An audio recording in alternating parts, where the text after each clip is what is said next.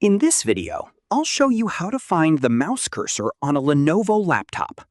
If your mouse pointer is not visible anywhere on the screen and your touchpad isn't working, don't worry. First, press the Windows key on your keyboard and type Mouse Settings. Press Enter to open it. Now press Tab until you reach Additional Mouse Settings, then press Enter. In the Mouse Properties window, use the Control plus Tab keys to move to the Pointer Options tab. Press Tab until you reach Show Location of Pointer when I press the CTRL key. Press the spacebar to enable it. Then press Tab until the Apply button is selected, and press Enter. After that, press the Control key on your keyboard.